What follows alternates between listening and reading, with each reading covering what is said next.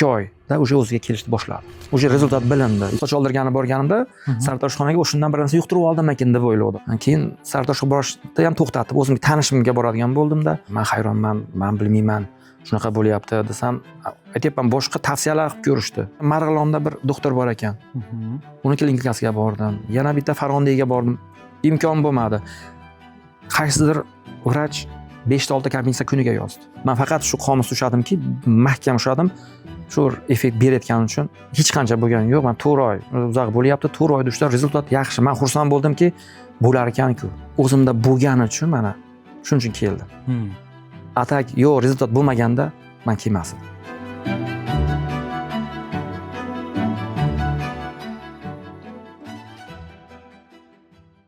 Assalomu alaykum. Vitiligo bu shunchaki tana kasalligi emas. Bu insonning ruhiy hamda jismoniy imtihonidir. Bugunda biz ayni shu imtihonni topshirayotgan, dadil kurashayotgan insonlar bilan suhbat olib boramiz. Bugungi qahramonimiz uzoq safardan keldilar va marhamat o'zingizni tanishtiring. Assalomu alaykum. Avvalambor Farg'ona viloyatidan keldim. Men ismim Nozimjon. Men bu kasallik bilan to'g'risini aytganda yana 1 yil bo'ldi. 1 yil mobaynida menda qichishlar paydo bo'ldi. Birinchi, keyin qichishdan o'tdi-da, o'sha ozgina kichkina mayda-mayda dog'larga aylandi. Men o'ylandimki, qanaqadir bu kasallikmikin dedim. Qon topshirdim, boshqa qildim, doktorlarga uchradim. Imkon topolmadim. Pashti bir 4 oy vaqtim o'tdi. Sekin-sekin ko'tarilishga bordi. Ko'tarilishga bordi.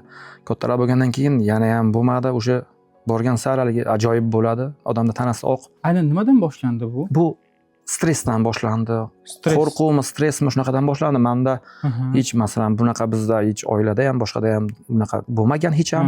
Bunaqa dog' emas. Irsiy bas. Men 7 olimgacha surishtirib ham chiqdim. Hech bunaqa bo'lmagan.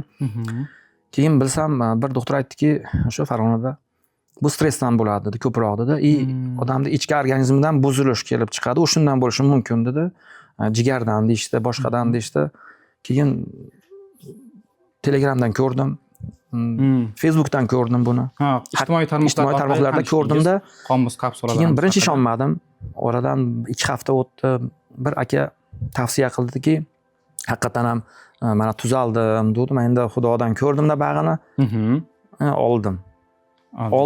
Birinchi telefon qildim. Nomerga telefon qilsam, bir Ozodbek degan bola bilan suhbatlashdim. U bir qator tushuntirdi. Agar mayda bo'lsa-da, iloji boricha harakat qilsangiz dedi, yo'qotasiz dedi. Mana noyabrda 19 edi. Demak, kasallik boshlanganiga qancha vaqt bo'ldi?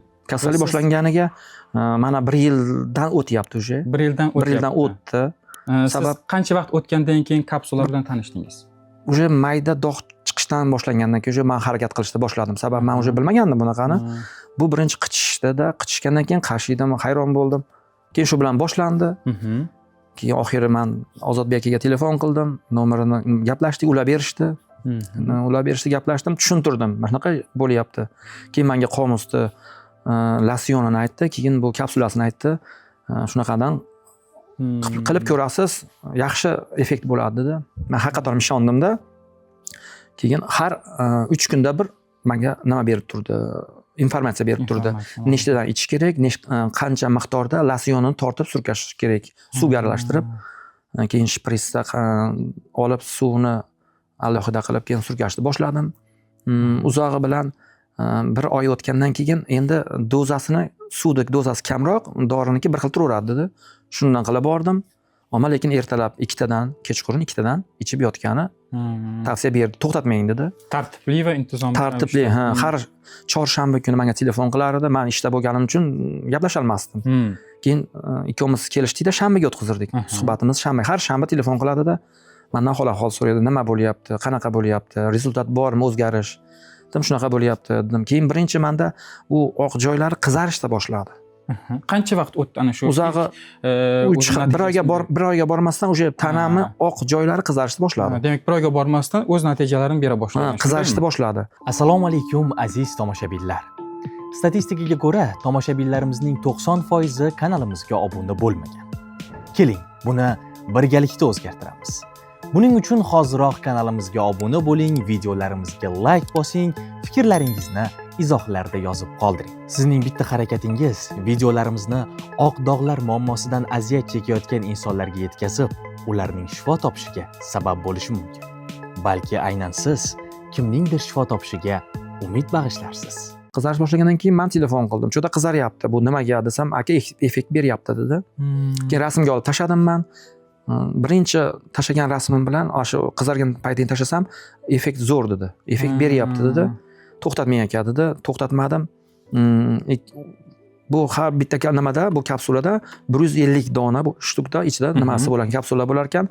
Hisoblasam 34 kunga yetdi. 4 tadan ichganimda ham 34-35 kunga yetdi. Lekin losiyoni juda men xursand bo'lganimki, losiyoni ham juda zo'r ekan. Losion tashqaridan beradi deyapti. Bu ichkidagi kapsula ichkarigi organizmda ichidagi nimalar ushlab qoladi dedi. Demak, ikki tomonlama ham tomonlama ham tashqaridan kasallik bilan qarshi kurashlar ekan. Ha, o'sha qichishlar ham to'xtadi. Asabni birinchi o'rinda zo'r ishlar ekan, asab to'xtatdi. Asabiylashish, ruhiy, jismoniy, ruhiy charchashni, boshqa narsani to'xtatdi-da, ta'siri yaxshi bo'ldi. Keyin 2 oy bo'ldi, o'sha men yana qaytib chiqdim. Men har hafta gaplashyapmiz, tugayapti deb 1 hafta oldin ogohlantiraman.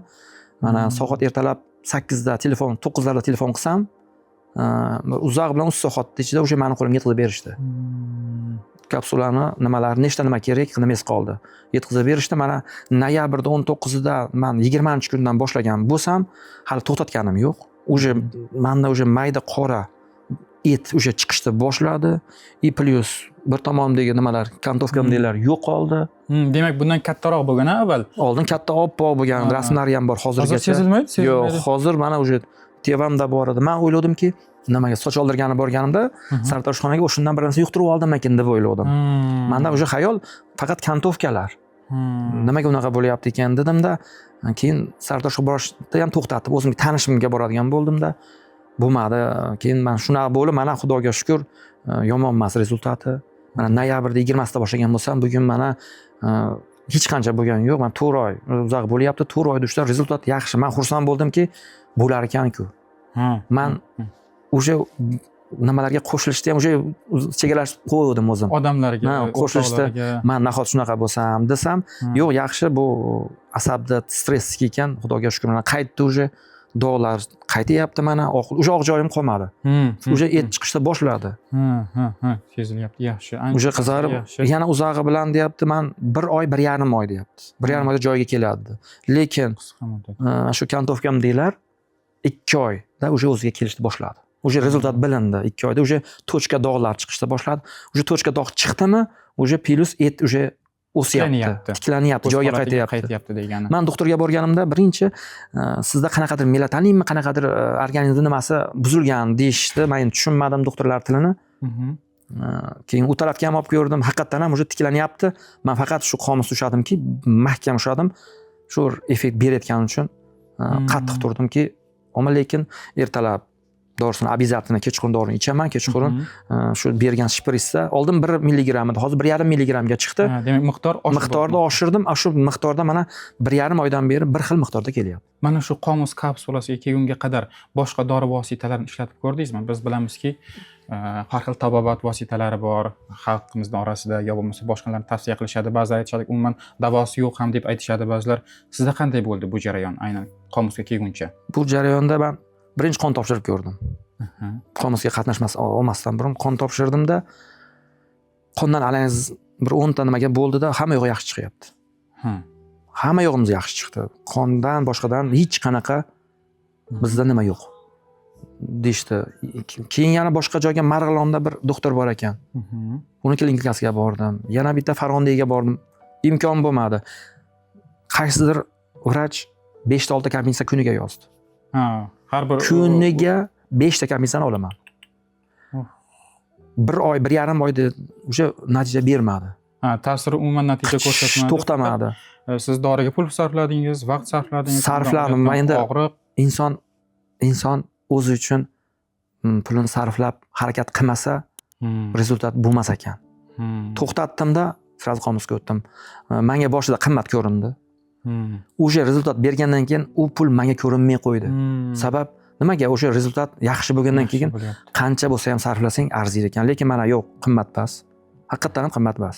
Teringizda oq dog'lar paydo bo'ldimi? Uyalib, odamlar orasida yura olmayapsizmi? Vitiligo, ya'ni oq dog'lar kabi xastalikka chalingan insonlar ommadan o'zini berkitib, doimiy tarzda xijolatchilik hissida yurishadi. Bilasizmi? Bu kasallikning davosi bor.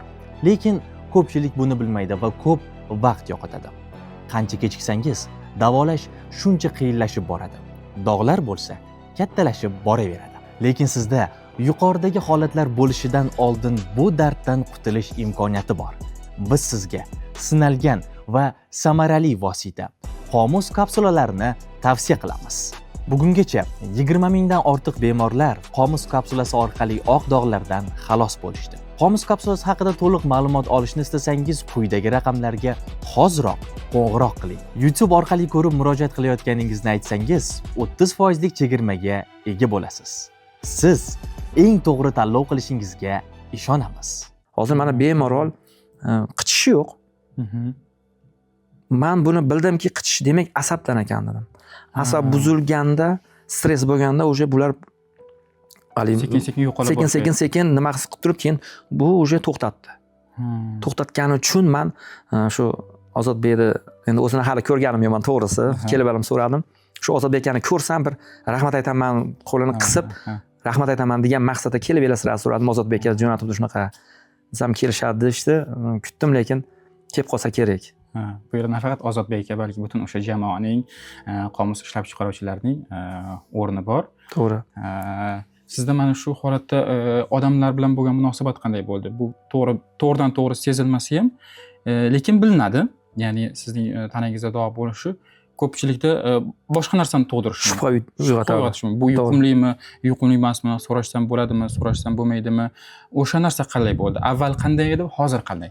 Oldiniga birinchi nima bo'lyapti deb so'rashdi menga. Men hayronman, men bilmayman, shunaqa bo'lyapti desam, aytyapman, boshqa tavsiyalar qilib ko'rishdi. Imkon bo'lmadi. Qildim, imkon bo'lmadi. Umuman rezultat bo'lmagani uchun mana bir o'zim eng yaqin o'rtog'im bilan 2 oyda bir ko'rishdim-da. U ham hayron qolyapti. Nima qilding?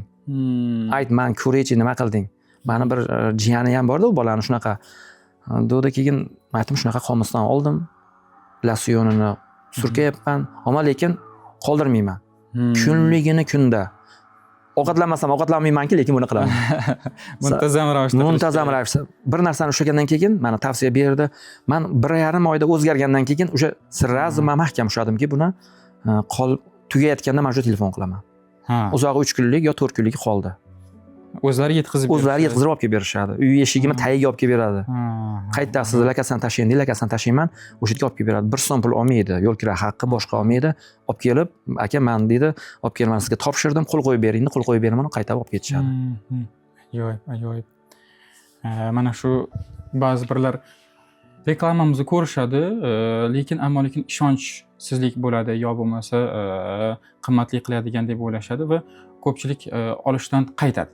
Siz o'sha insonlarga qanday tavsiya berasiz? Nima deb aytasiz? To'g'risini aytsam, inson o'zi uchun qildimi shuni oxirigacha qilish kerak ekan. Sabab effekti borligi uchun men bo'lmasam men kelib sizlar bilan maslahat ham qilmas edim. Nimaga? Rezultat bo'lgani uchun men rahmat aytgani keldim. To'g'risini aytaman. Sabab pulidan qochmasin. Kim bo'lishidan qat'iy nazar. Ertaga puldan qochib odamlarning ichida ajrab qolish, boshqa qilib qolish. Masalan, to'y to'lqinga borasiz, boshqaga borasiz. Lutchi birinchi o'rinda men o'zimda bo'lgani uchun mana shuning uchun keldim. Atak yo'q, rezultat bo'lmaganda men kelmas edim. Lekin tavsiyam olish kerak.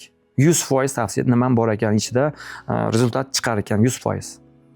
Mana menda bilingani uchun men chin yurakdan gapiryapman, lekin bo'ladi ekan bu narsa. Ajoyib. Rahmat. Sog' bo'linglar. Juda ajoyib suhbat bo'ldi. O'ylaymanki, kelasi oylarga umuman hech qanaqa dog'larsiz, qizil dog'larsiz ham ko'rishib qolamiz. Rahmat. Kelganingizdan xursandmiz. Sog' bo'linglar. Rahmat sizlarga. Minnatdormiz.